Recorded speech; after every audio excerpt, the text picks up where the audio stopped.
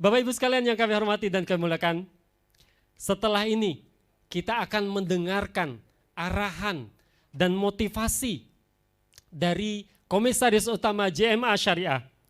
Dan insya Allah akan langsung disampaikan oleh yang terhormat Bapak Haji Muhammad Andi Arslan Junaid berikut ini.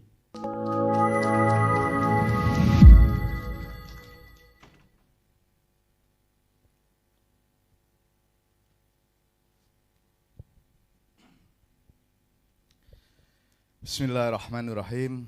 Assalamualaikum warahmatullahi wabarakatuh. Salam sejahtera, salam sehat untuk kita semua.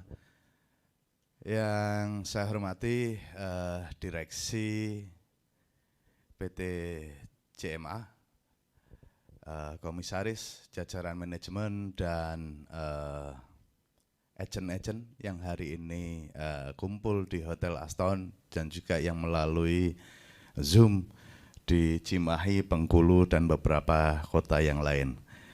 Syukur alhamdulillah kita panjatkan kehadirat Allah Subhanahu wa taala yang telah melimpahkan banyak sekali rahmat dan hidayahnya kepada kita semua. Sehingga alhamdulillah kita hari ini dalam keadaan sehat walafiat dan insya Allah tetap dengan semangat yang tinggi.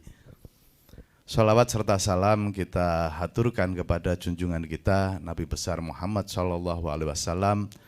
Mudah-mudahan kita semua di hari akhir nanti mendapatkan syafaat dari beliau. Hari ini saya selaku Komisaris Utama JMA dan juga mewakili induk daripada JMA yaitu Kospin Jasa, merasa gembira bahwa di awal tahun 2022 ini PT JMA sudah melakukan satu langkah persiapan mengarungi tahun 2022 ini dengan ikhtiar yang menurut saya sangat baik. Buat saya sendiri, di beberapa kesempatan saya bicara, baik di kemarin bulan Desember banyak kita rapat-rapat anggaran untuk tahun 2022 di beberapa anak perusahaan Kospin Jasa. Saya mengatakan bahwa 2 tahun ini kita tidak hanya di Indonesia tapi di seluruh dunia dilanda wabah atau pandemi COVID-19 yang mana sebelumnya tidak pernah terfikirkan begitu dahsyatnya dampak atau imbas daripada coronavirus ini yang mengakibatkan semua tatanan berubah total, baik kehidupan kita maupun tatanan ekonomi menjadi berantakan semua. Kita semua berdoa dan berharap mudah-mudahan sudah selesai, sudah hilang, dan tahun 2022 ini merupakan momentum emas kebangkitan ekonomi untuk Indonesia.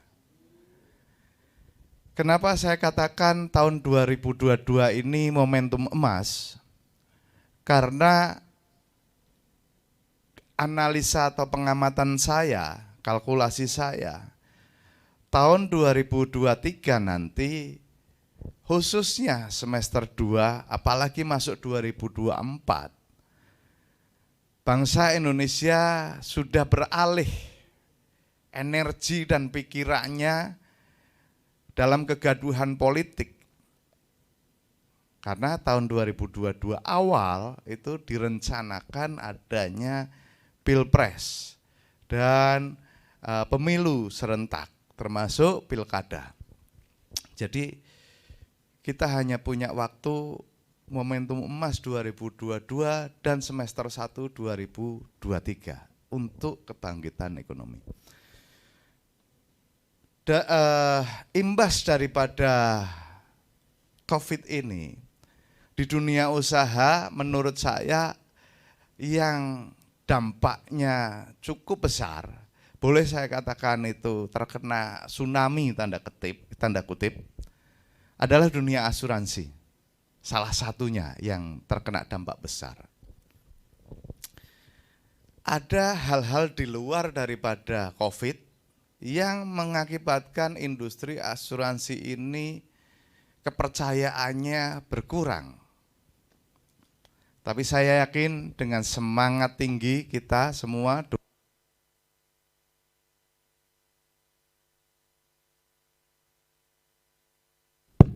doa, kerja keras, insya Allah kita akan lalui ini dengan baik. Nah, saya akan cerita tentang Kospin sebagai induk daripada JMA ini. Barangkali teman-teman ini kan banyak yang belum terlalu tahu. Tidak ada salahnya saya sedikit sampaikan tentang Kospin. Kospin ini adalah sebuah lembaga yang berbadan hukum koperasi, didirikan oleh banyak orang pada waktu itu dengan kepentingan yang sama, dengan tujuan yang mulia, yaitu mensejahterakan anggotanya. Dalam perjalanan waktu saya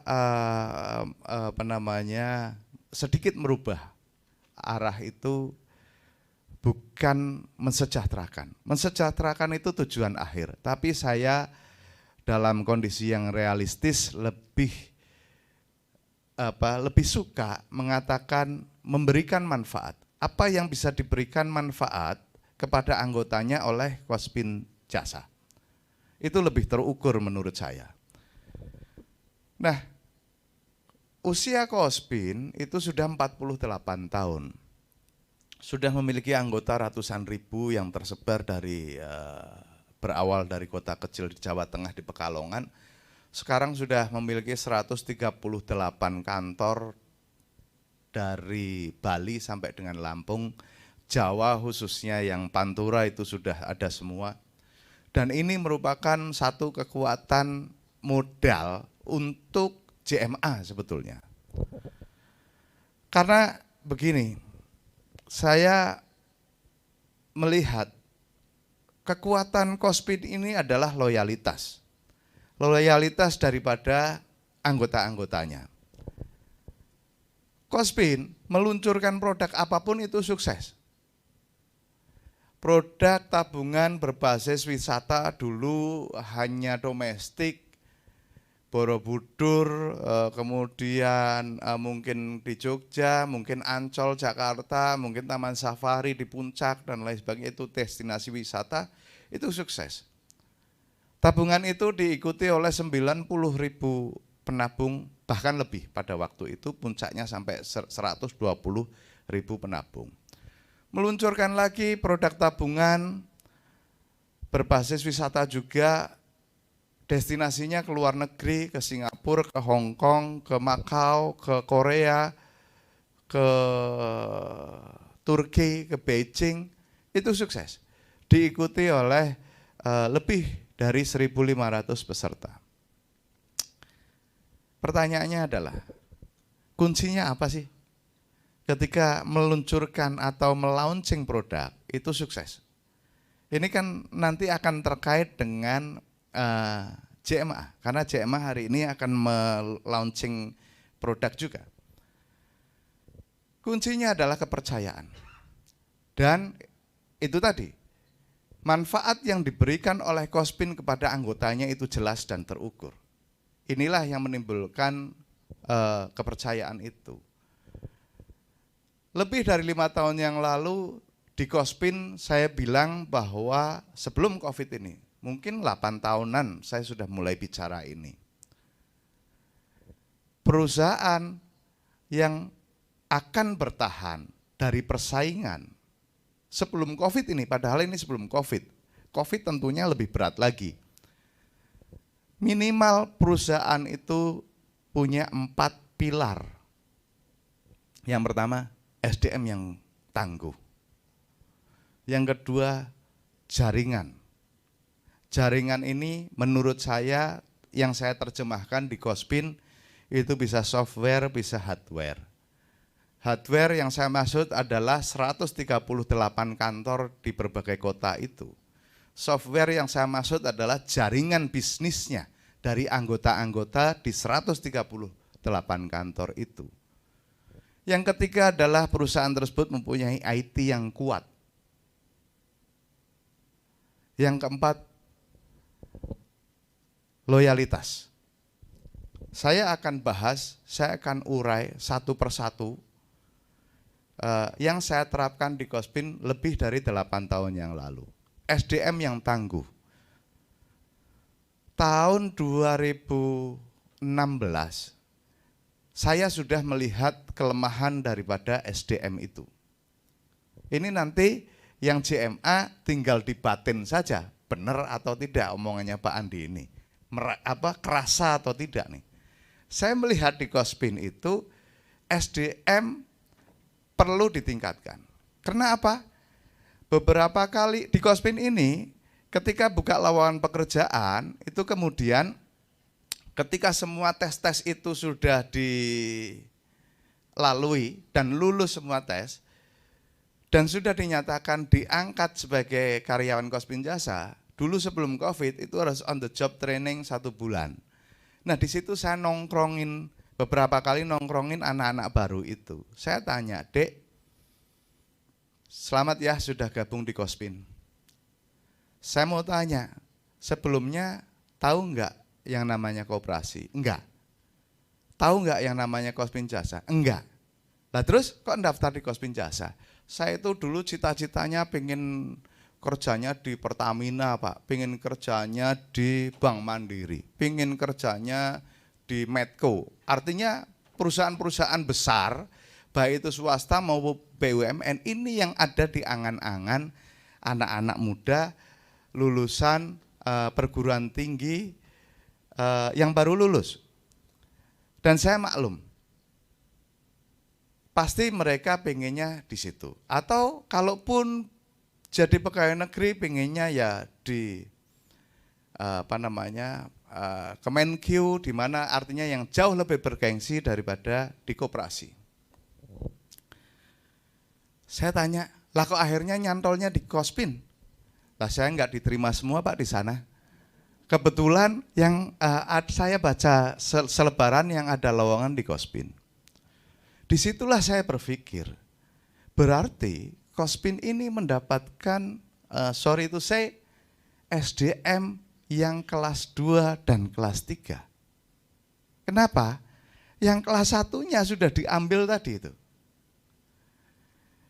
Kementerian Keuangan, Kementerian BUMN, atau kementerian yang lain yang di perusahaan ya Bank Mandiri, Bank BRI barangkali, yang swasta mungkin BCA, ya kan? Bank-bank besar itu, atau bahkan perusahaan-perusahaan lain yang besar-besar. Dan itu sepertinya betul. Nah kemudian saya berpikir, bagaimana kita compete dengan kondisi SDM yang ada? Maka pada waktu itu saya sudah minta kepada seluruh pengurus Cospin Jasa untuk kita bikin pusdiklat di Pekalongan. Dengan tujuan itu, karyawan Cospin Jasa harus compete dengan kompetitornya. Itu tadi dalam rangka SDM, membentuk SDM yang tangguh. Karena mau tidak mau kunci kita adalah di SDM. Nah, saya kembalikan pertanyaannya kepada JMA. Pak Basuki ini bagaimana? Kalau cerita Pak Basuki ini zamannya Muhammad Ali, berarti kan sudah ketahuan berapa umurnya Pak Basuki. Ya kan? Dan saya tadi dari belakang ini karena bapak-bapak, ibu-ibu ini menghadap ke depan. Saya nggak ngelihat muka, saya ngelihat rambut. Sebagian rambutnya sudah putih seperti saya, sebagian sudah tidak berambut bahkan. Sementara COVID ini adalah era-era milenial. Nanti saya akan, artinya begini, saat ini kajian saya, market, ini tentunya lain ya, karena bidang usaha kita lain antara JMA dengan bidang-bidang usaha yang saya pegang atau saya geluti di luar daripada asuransi ini. Market sekarang itu adalah marketnya millennials. Kalau kita tidak bisa merebut hatinya milenial dengan segala macam kebutuhan mereka yang bisa kita penuhi, maka jangan berharap umur perusahaan kita ini akan panjang. Sekali lagi, ini bukan di dunia asuransi loh ya. Nah, di dunia asuransi ini dengan tadi rambutnya sudah mulai memutih, sebagian sudah tidak berambut ini, harusnya jauh lebih punya pengalaman karena dunia kita beda. Tadi Pak Jaza ya, bicara harus melampaui target tapi tidak bicara bagaimana meraih target itu. Nanti saya akan bicara di situ. Saya mau lanjutkan ini tentang SDM. Yang kedua, tadi saya bicara jaringan, tadi sudah saya sampaikan ya, bahwa jaringan buat saya hardware dan software. Software jaringan bisnis melalui anggota-anggota Kospin, hardware-nya adalah kantor. Ketiga, IT. Zaman sekarang, jangan harap kita bersaing kalau kita tidak punya IT yang kuat. Sudah pasti itu. Sudah pasti. Semua berbasis IT. Salah satu hikmah daripada pandemi COVID ini adalah kita bisa Zoom meeting, kita bisa meeting hybrid dengan Cimahi, dengan Bengkulu, dengan mana lagi itu. Kalau tidak ada COVID, mungkin teknologi ini baru akan datang sekitar 5 tahun lagi barangkali. Iya kan? Dulu kita video conference, saya lihat itu baru sedikit perusahaan besar yang punya video conference. Kospin Jasa saja belum punya, padahal saya sering di Jakarta, kantor pusat di Pekalongan. Tapi dengan adanya pandemi, tiba-tiba muncul Zoom. Kita menjadi tidak terkendala, mau meeting sama orang Amerika yang di Amerika pun bisa langsung kok, live, itu enggak ada masalah. Ini kan tadi berarti menguatkan analisa saya 8 tahun yang lalu tentang bagaimana pentingnya 1 SDM, 2 jaringan, dan 3 IT. 4, loyalitas.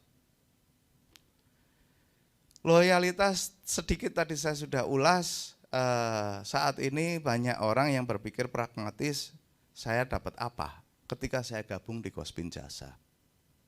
Jelas, kalau Kospin Jasa, begitu Anda memenuhi semua persyaratan menjadi anggota, maka kita jamin jiwa Anda ketika meninggal dunia, Kospin yang bayar premi, keluarga Anda atau ahli warisnya akan dapat pertanggungan sebesar sekian juta, dan itu melalui JMA, ya kan? Itu jelas. Setiap tahun dari setiap keuntungan perusahaan kita bagikan kepada anggota, besarannya berapa? Secara total 55% dari total keuntungan bersih perusahaan. Saya termasuk pengamat bursa efek juga. Tidak pernah melihat ada persentase dividen yang dibagikan oleh perusahaan rutin besarannya lebih dari 50%. Jangan bicara nominalnya ya, kalau nominalnya mungkin jauh lah kalau dibandingkan BRI atau Mandiri, tapi secara persentase itu besar. Ada satu tambahan lagi sebetulnya, kalau konteks bicara saya di Kospin, ini mungkin sama juga di JMA. 1 SDM, 2 jaringan, 3 IT, 4 loyalitas. Loyalitas ini bisa kita bikin, bisa kita bentuk. Yang kelima adalah inovasi produk. Kenapa tadi di awal saya katakan Kospin Jasa setiap meluncurkan produk itu selalu laku? Karena produknya menarik. Karena kita sudah lakukan survei itu dengan benar. Kita sudah lakukan kalkulasi dengan benar. Bahwa targetnya harus tercapai minimal sekian ribu penabung. Dengan nominal setiap bulan sekian.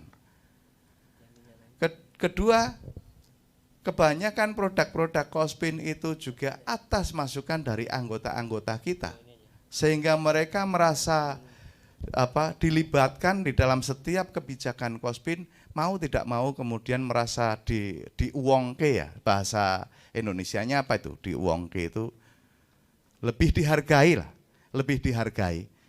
Mereka kemudian punya sense of belonging yang tinggi. Nah, 5 ini. Yang minimal 4, syukur-syukur bisa 5.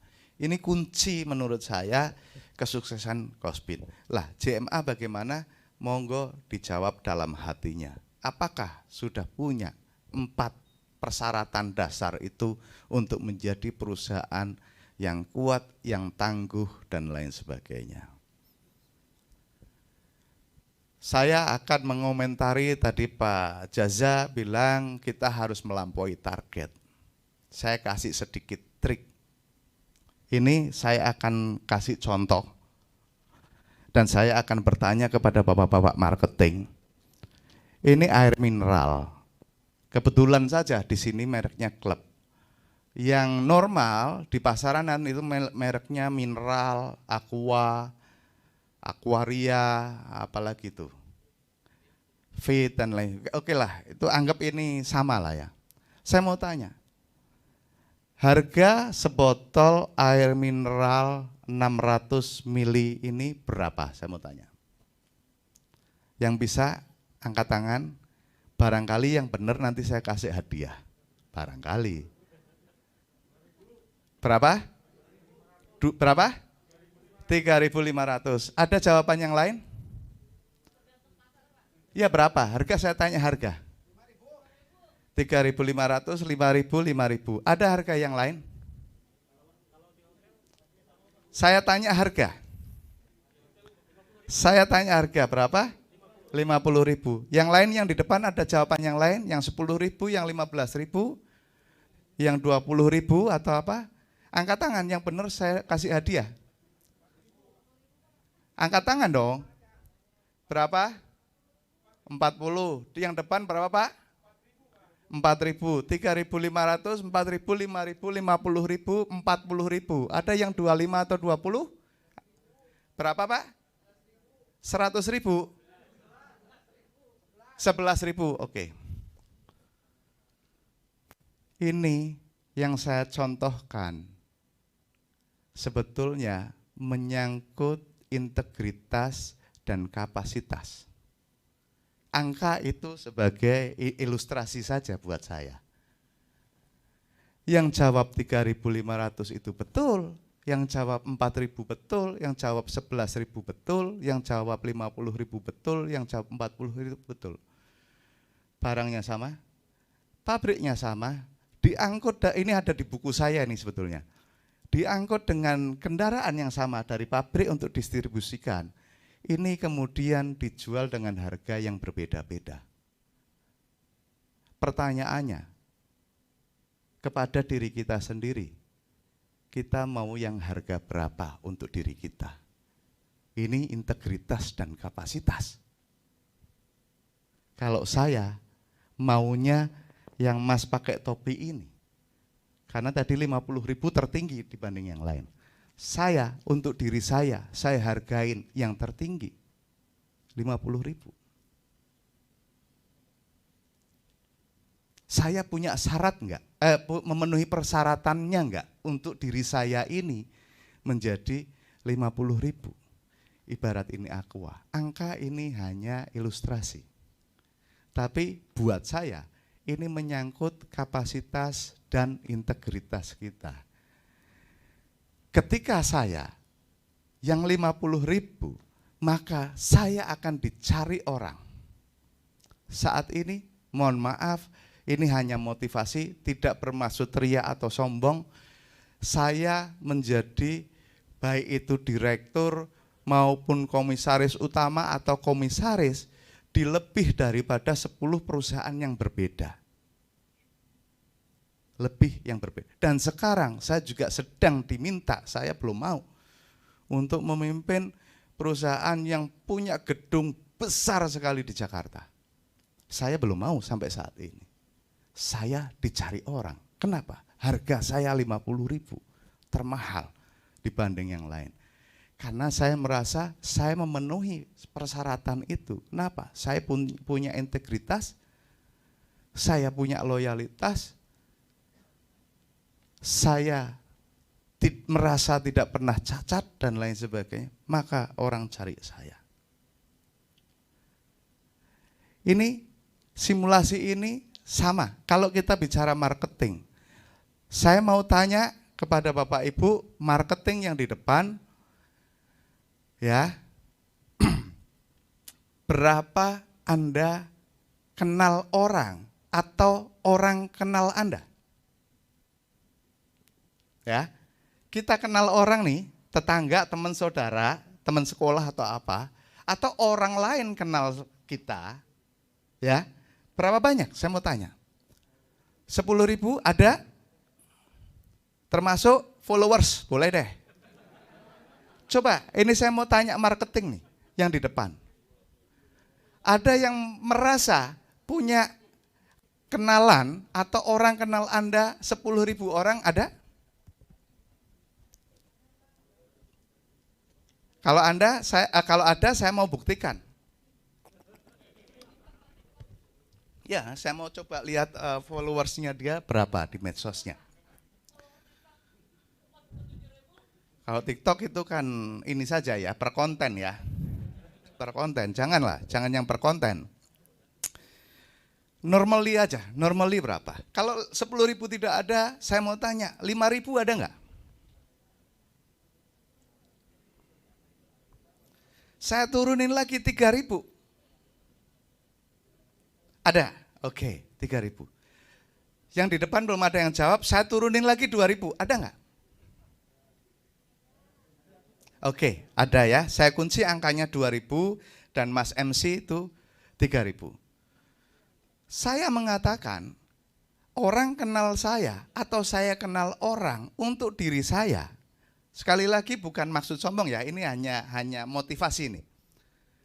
Saya mengatakan 50.000 orang, bahkan lebih. Kenapa?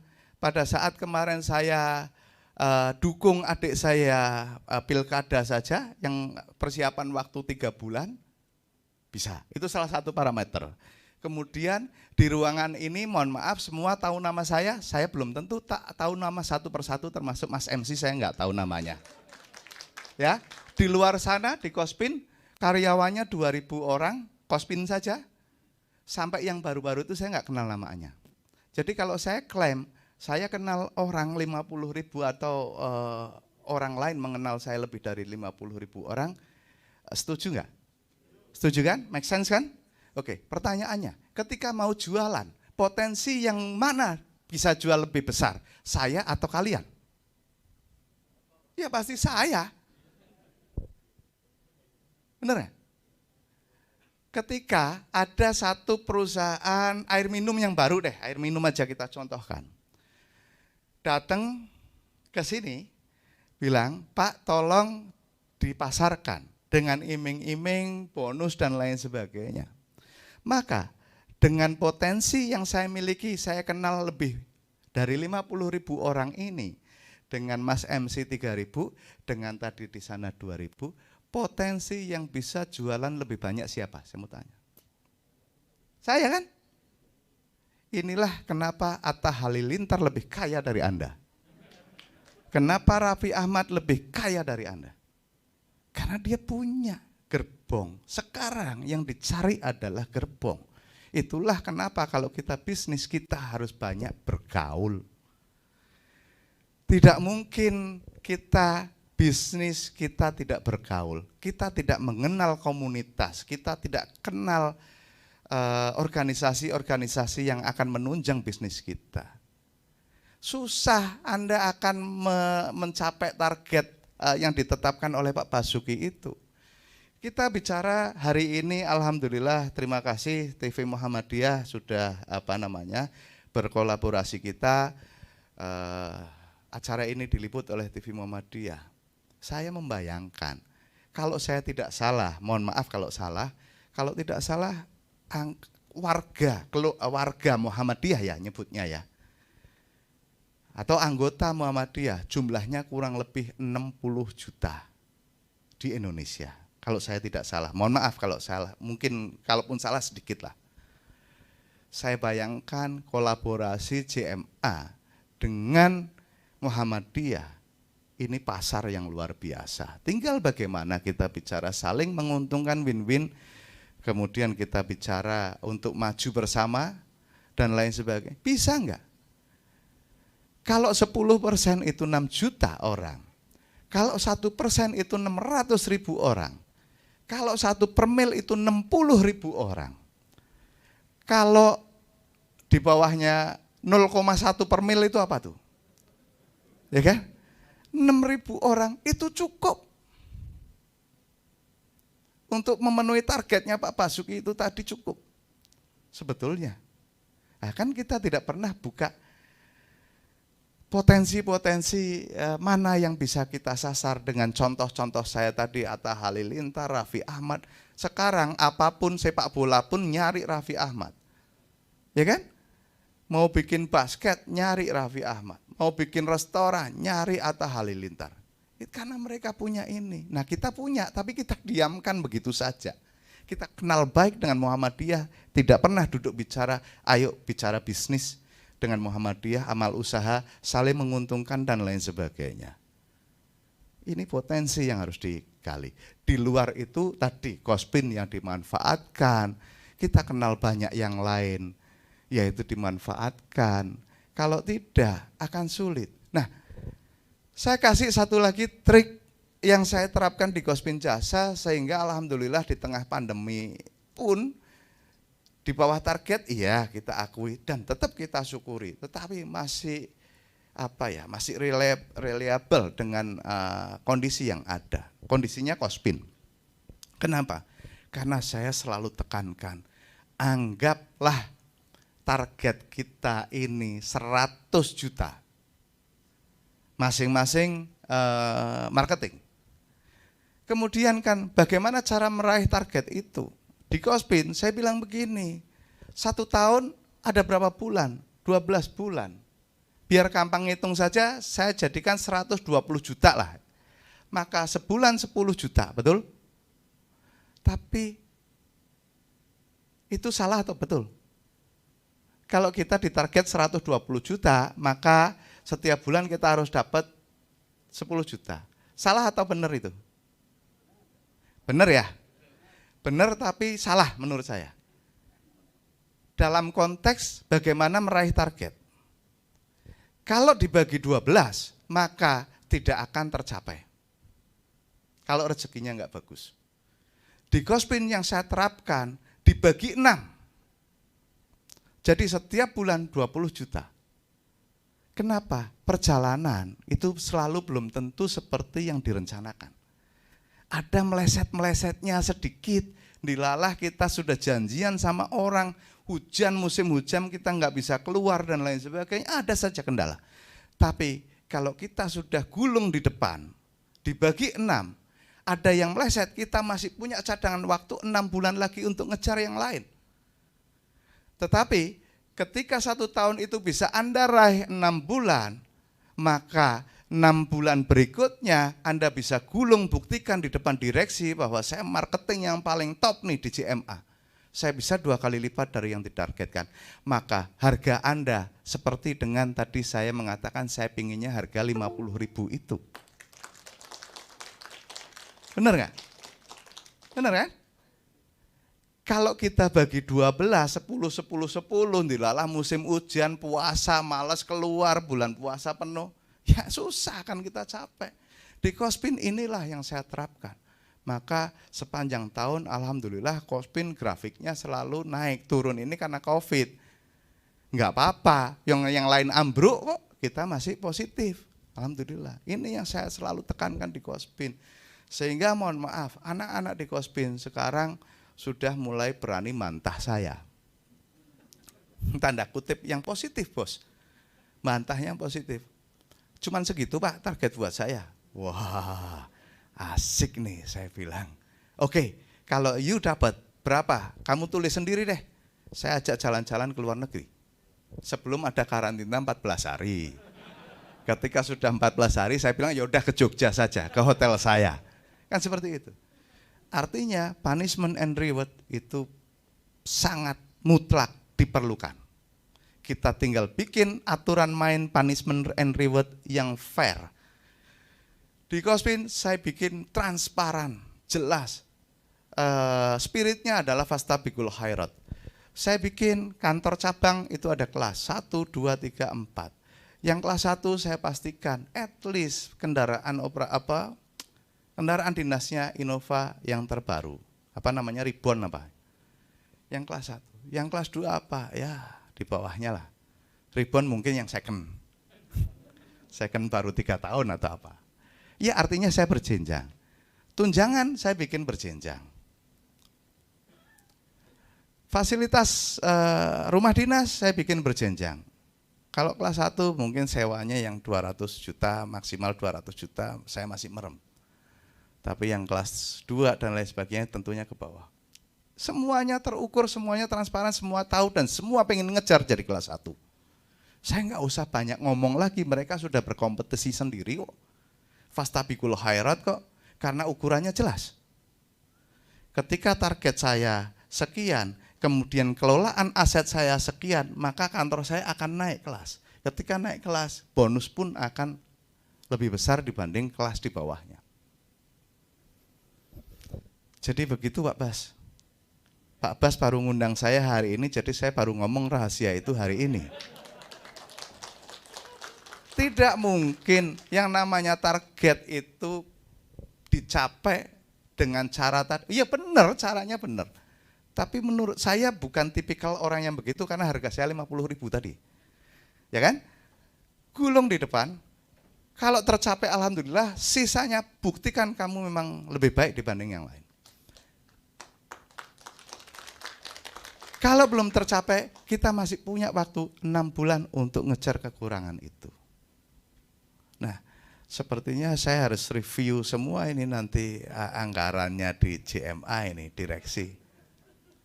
Enggak apa-apa, ini kan ya salahnya sih baru ngundang saya hari ini. Dari kemarin-kemarin meeting sendiri aja ngumpet-ngumpet nih Pak Riki. Ini penting. Hari ini kita bicara pasca COVID ini berat sekali. Berat, bisnis apapun berat. Semua kita tergantikan oleh mesin. Saya mau tanya, tapi jawab dalam diri masing-masing saja. Kita ini punya kelebihan apa? Saya mau tanya.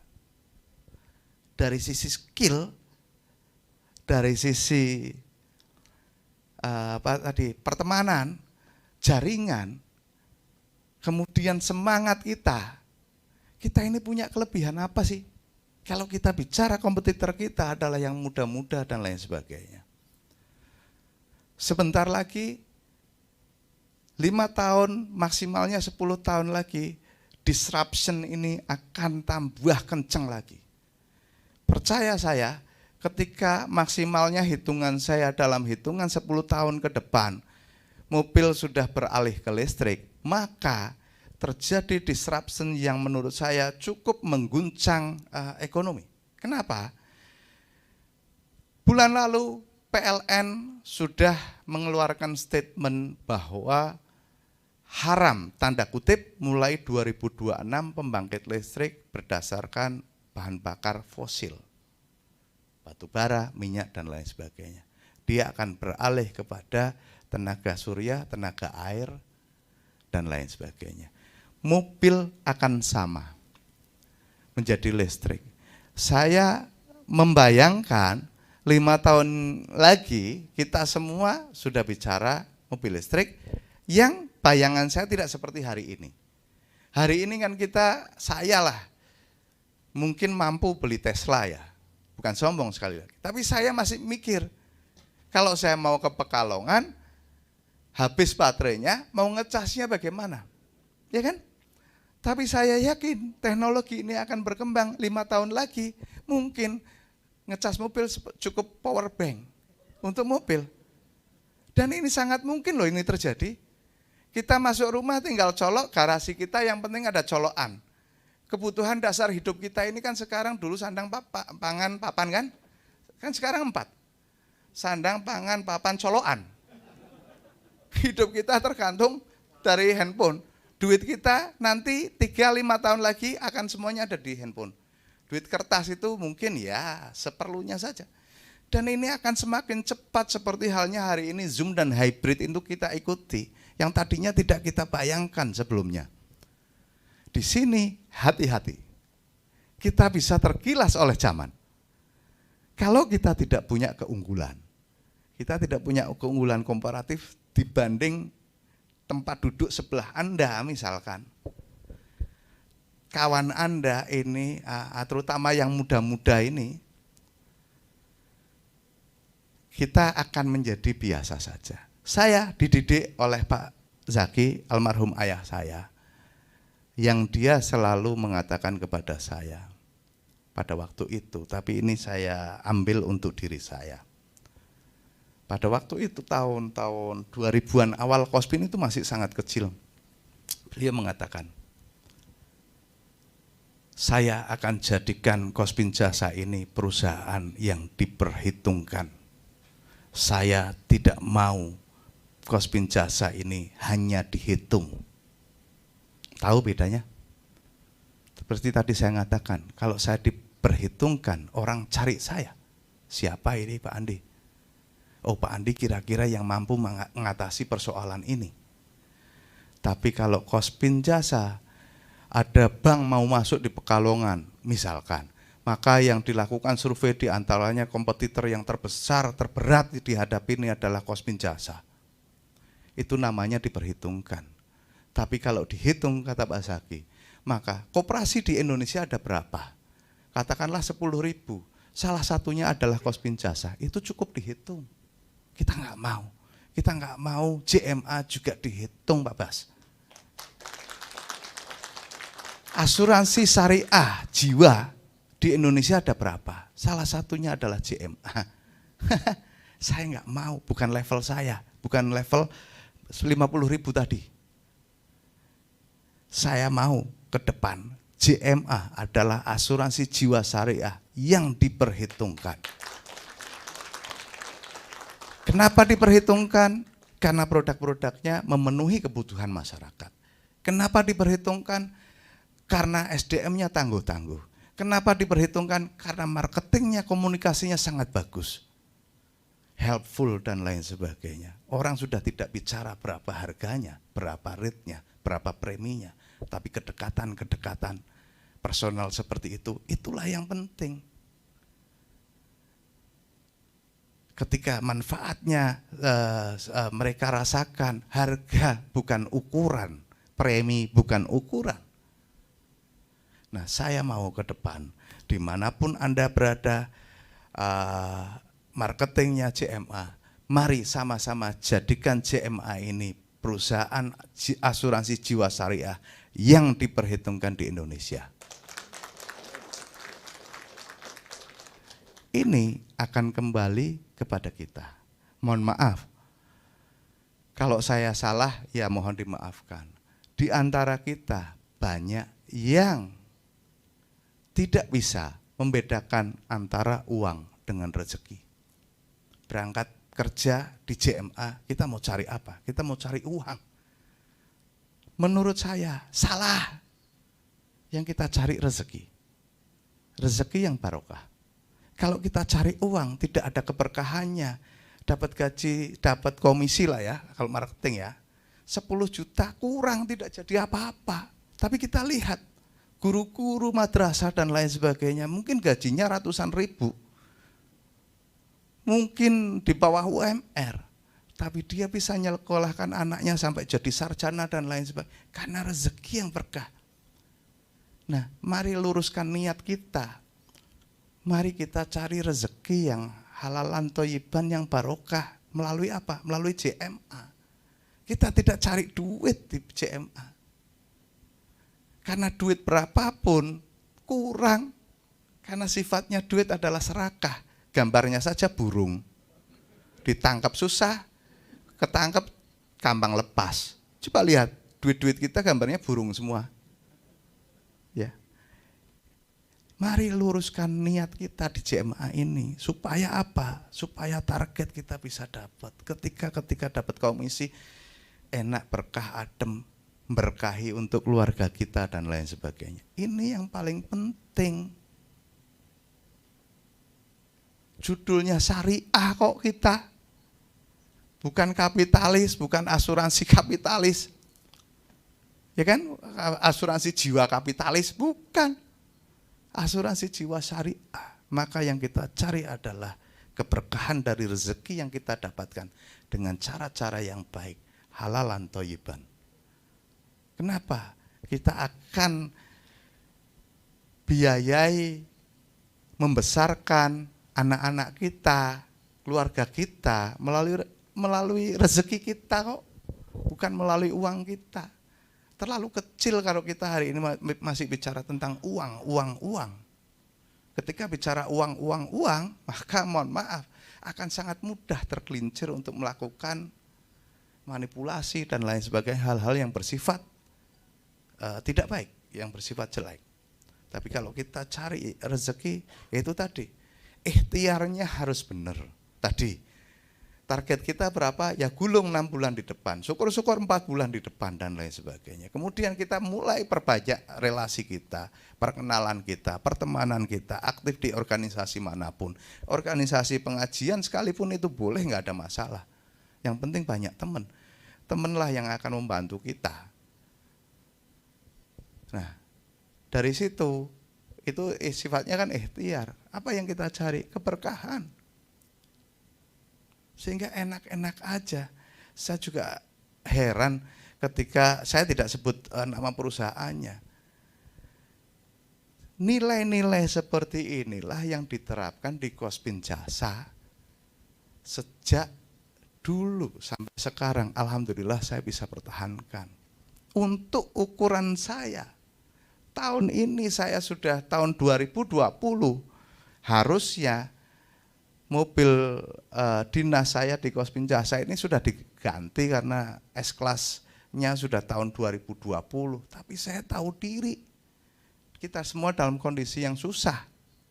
Karena itu tadi, saya bukan tidak mencari itu. Susah senang bersama-sama karena saya mau mencari yang rezeki barokah. Kemana-mana saya naik Innova pun saya happy-happy aja, saya nggak ada gengsi, nggak ada apa.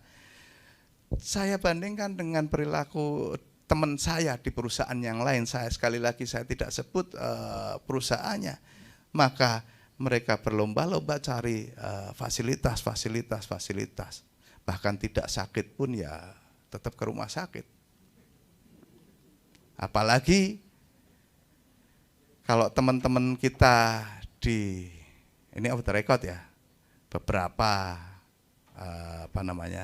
anggota dewan daerah ya, bilang, karena ini dasar pengalaman saya ngelola hotel, ya fasilitas yang dicari, bisa nggak Pak bonnya sesuai pagu, lah pagunya berapa? 3 juta, Anda nginepnya 700.000 kok, ditulis sama Pak, udah nggak apa-apa, nanti buat langganan di sini, no way, saya bilang, cari hotel yang lain, itu banyak. Nah inilah maksud saya, luruskan niat, ikhtiarnya yang benar dan lain sebagainya. Sekali lagi, ayo bersama-sama kita jadikan CMA ini perusahaan asuransi syariah yang diperhitungkan. Mungkin itu saja apa yang bisa saya sampaikan. Mohon maaf tidak bermaksud untuk sombong, untuk ria, ini hanya sharing pengalaman saya di Kospin dan lain sebagainya. Kalau ada kurang-kurang mohon dimaafkan, kalau ada kelebihan barangkali bermanfaat untuk Bapak Ibu sekalian. Ini saya senang sekali berbagi dengan siapapun. Mudah-mudahan ada manfaatnya untuk kita semua. Dan saya akhiri, sebelum saya akhiri ada launching ya?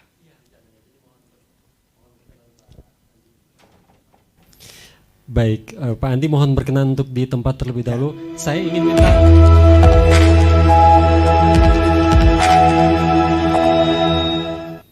Pak Andi mohon berkenan untuk di tempat dulu. Terima kasih banyak kita ucapkan, kita berikan aplaus dulu untuk Pak Andi. Pak Andi luar biasa. Saya terkesima tadi menyimak apa yang Bapak sampaikan, walaupun dari pojok sebelah sana.